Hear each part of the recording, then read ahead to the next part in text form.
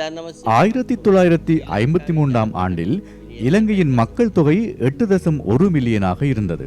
ஆனால் தற்போது அது 20.1 மில்லியனாக உள்ளது.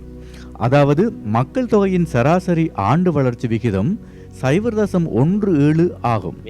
மக்கள் தொகை இன்னும் வேகமாக வளர்ந்து வருவதையே இது காட்டுகிறது. இது நாட்டின் உணவு பாதுகாப்பில் நேரடி தாக்கத்தை ஏற்படுத்துவதுடன் ஐக்கிய நாடுகளின் உலக உணவு நிகழ்ச்சி திட்டத்தின்படி 2023 ஆண்டு இலங்கையில் சுமார் 24% குடும்பங்கள் சுமாரான உணவு பாதுகாப்பின்மைக்கு ஆளாகியுள்ளனர். இது ஒட்டுமொத்த உணவு பாதுகாப்பு சூழ்நிலையில் சரிவை காட்டுகிறது. மேலும் இலங்கையில் குறிப்பாக உலர்வலய காலநிலை மாற்றத்தால் பாதிக்கப்படுகிறது. இது முக்கியமாக விவசாயத்தை நேரடியாக பாதிக்கிறது.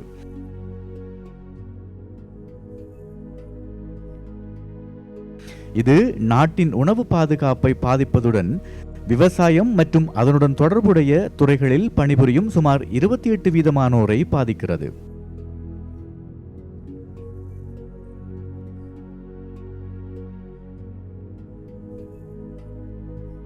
பொதுவாக உலர்வலயத்தில் வாழும் சிறு விவசாயிகள் நாட்டில் உணவு உற்பத்தியில் முக்கிய பங்கு வகிக்கின்றனர். அத்துடன் காலநிலை மாற்றத்தால் மிகவும் பாதிக்கப்படக்கூடிய பிரிவினராக உள்ளனர்.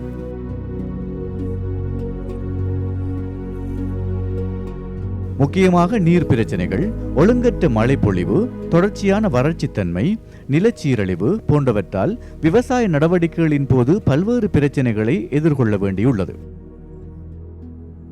இந்த பிரச்சனைகளை தீர்ப்பதற்காக காலநிலைக்கு உகந்த விவசாய தொழில்நுட்பம் முக்கிய பங்கு வகிக்கிறது.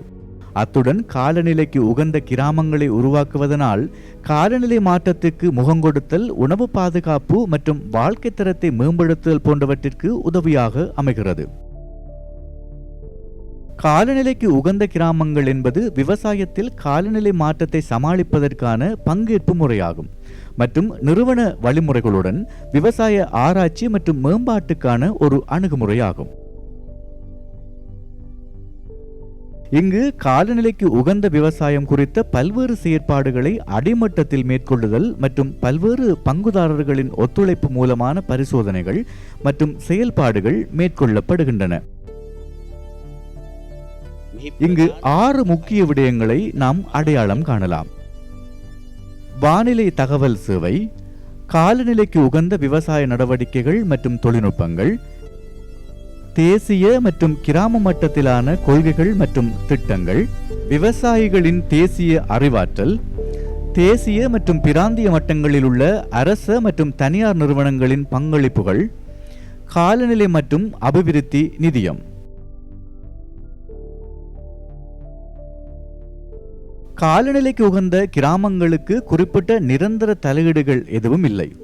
மேலும் அது பிராந்திய ரீதியாக வேறுபடலாம். அத்தகைய தலையீடுகளுக்கான எடுத்துக்காட்டுகளில் பின்வருவன அடங்குகின்றன. வானிலை தொடர்பான செயல்பாடுகள், நீர் தொடர்பான செயற்பாடுகள், நடவு பொருள் குறிப்பாக விதை வங்கிகள் மற்றும் பயிர் வகைகள் தொடர்பான செயற்பாடுகள், கரிமம் தொடர்பான செயற்பாடுகள், மண் ஊட்டச்சத்து குறிப்பாக நைட்ரஜன் தொடர்பான செயற்பாடுகள், சக்தி தொடர்பான செயற்பாடுகள், சந்தை மற்றும் நிறுவன செயற்பாடுகள்.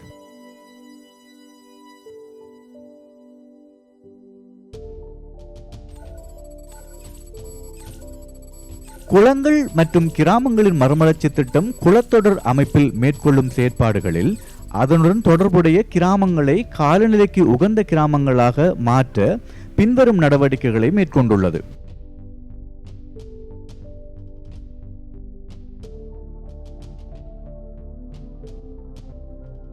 வானிலை தொடர்பான செயற்பாடுகள், அதாவது வேளாண் வானிலை மற்றும் வானிலை தகவல்களை வழங்குதல் மற்றும் அதன் பயன்பாடு, விவசாய காப்பீட்டு திட்டங்களுக்கான அறிமுகம், மழைப்பொழிவு தரவுகளை பதிவு செய்தல் மற்றும் அதன் பயன்பாடு. இரண்டாவது, நீர் தொடர்பான செயற்பாடுகள். சொட்டு நீர் மற்றும் தெளிப்பு நீர்ப்பாசன முறைகள் போன்ற நீர்ப்பாசன முறைமைகளின் பயன்பாடு, நெல் சாகுபடிக்கான நீர் மேலாண்மை,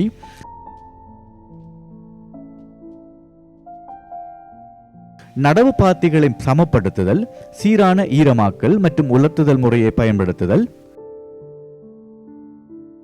நடவு பாத்திகளை சமப்படுத்துதல், சீரான ஈரமாக்கல் மற்றும் உலர்த்துதல் முறையை பயன்படுத்துதல்.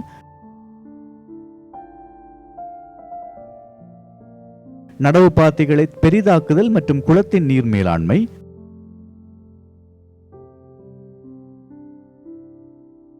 நிலத்தடி நீர் மறுசீரமைப்பு முறைகளை பயன்படுத்துதல்.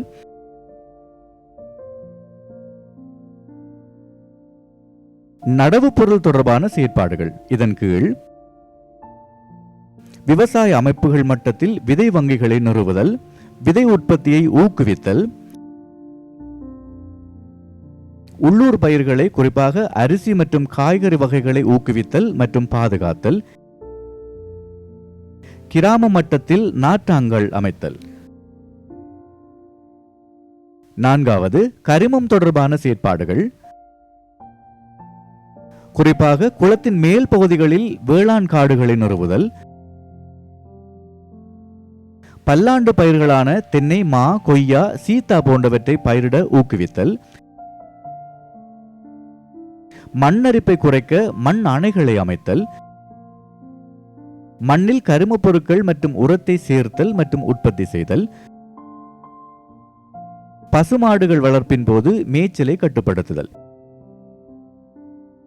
5வது மண் ஊட்டச்சத்து தொடர்பான செயற்பாடுகள்.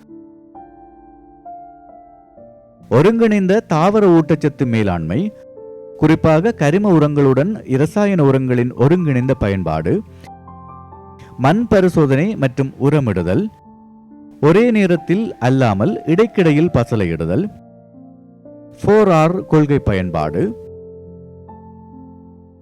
இலை வண்ண குறிகாட்டிகளின் பயன்பாடு, தானிய வகை பயிர்ச்செய்கை, குறிப்பாக நெற்பயிர்ச்செய்கை மேற்கொள்ளும் நிலங்களில் 3வது பருவத்தில் தானிய வகைகளை பயிரிடுதல், பயிர் சுழற்சி போன்றவை செயல்படுத்தப்பட்டன. 6வது ஆற்றல் தொடர்பான செயற்பாடுகள். திறமையான நீர் வளங்கள், பம்புகளை பயன்படுத்துதல், சூரிய சக்தியின் பயன்பாடு, நிலத்தை தயார் செய்யும் போது குறைந்தபட்ச நில தயாரிப்பு, இதன் மூலம் இயந்திரங்களின் பயன்பாட்டை குறைத்தல், நெல் சாகுபடியின் போது வயல்களை விரிவுபடுத்துவதன் மூலம் தேவையற்ற இயந்திரங்களுக்கு செலவிடும் நேரத்தை குறைத்தல் முதலியனவற்றை அடையாளம் காணலாம்.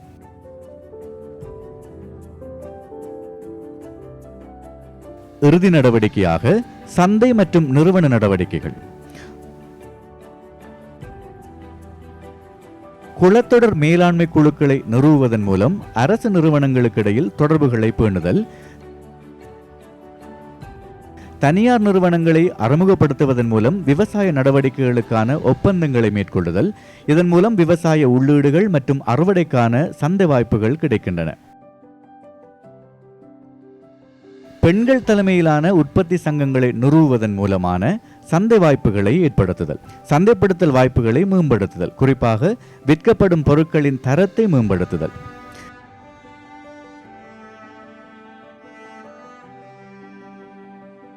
நடமாடும் சந்தைகளை அறிமுகப்படுத்துவதன் மூலம் சந்தைப்படுத்தல் வாய்ப்புகளை மேம்படுத்துதல் ஆகியவை மேற்கொள்ளப்பட்டன.